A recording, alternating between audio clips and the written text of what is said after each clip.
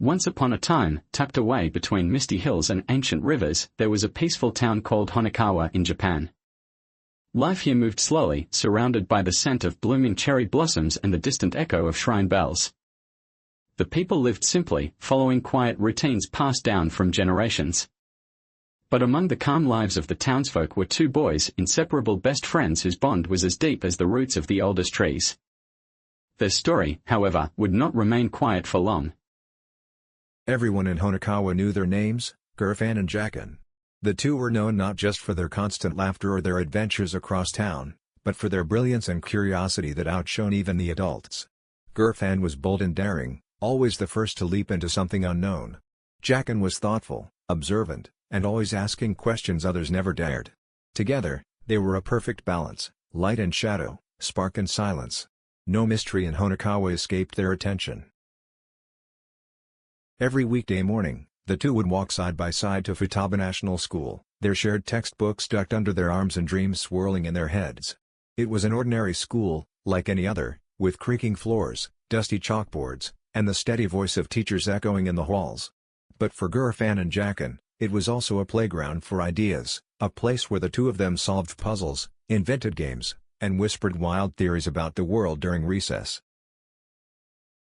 While other students played sports or collected stickers, Gurfan and Jacken had a unique hobby, one that set them apart. They were obsessed with collecting rare and mysterious cards. Not just trading cards or game pieces, but unusual cards found in odd shops, old trunks, and sometimes in places no one dared to look. These cards had strange symbols, glowing marks, and some even seemed to shift in color when held to the light. The boys believed the cards were more than just collectible, as they were clues to something bigger. It was on a bright, quiet afternoon that everything changed. As Jacken was walking home along his usual path, something caught his eye, a glint of light beneath the tall grass by the roadside. Curious, he stepped closer, brushing aside the blades until he saw it, a single card lying in the dirt, untouched and glowing faintly. He knelt to pick it up, and in that moment, the wind seemed to hush. It was unlike any card he had ever seen.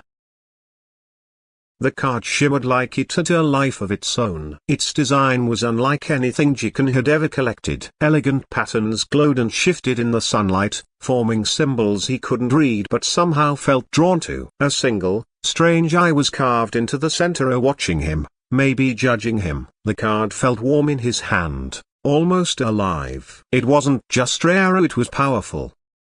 Racing home, Jacken burst through the door, dropped his school bag on the floor, and sprinted to his desk. He opened his laptop and started typing feverishly. Search after search turned up nothing. No history, no records, no card game or collector's database mentioned anything like what he had found. The more he searched, the more questions he had. Why couldn't he find anything?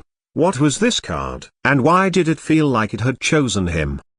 Confused and a little afraid, Jacken did what he always did when something was too strange to handle, and he called Gurfan. As the phone rang, he stared at the card lying on his desk, glowing faintly in the room's dim light. When Gurfan answered, Jacken didn't waste time. He needed answers. Someone to confirm that he wasn't going crazy, because deep down, he already knew why this wasn't just another card. There was a silence on the other end of the linear, long, heavy, and filled with tension. Then Gurfan's voice came through, quieter than usual. He asked Jacken to describe the card's design. As Jacken did, he heard Gurfan inhale sharply. That's when he said the words that made Jacken's heart skip a beat. I have that card too. Two boys. Two cards. One impossible connection. As Jacken stared into the digital image on the screen, he felt a strange chill run down his spine. His fingers hovered over the keyboard, but he couldn't type.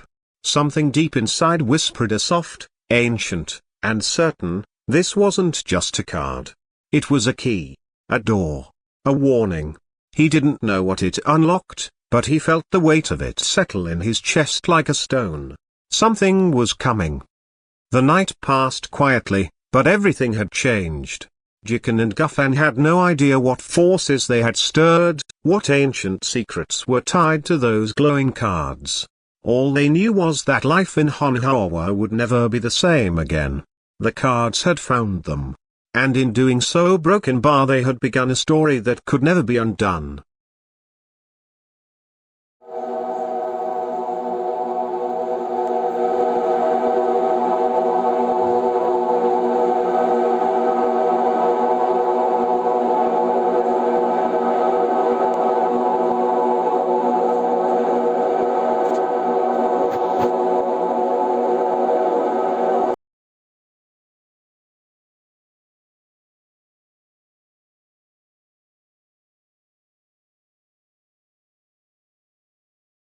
Hey guys, this is the end of this episode, and remember, this is just the beginning, and there will be more twists and turns, and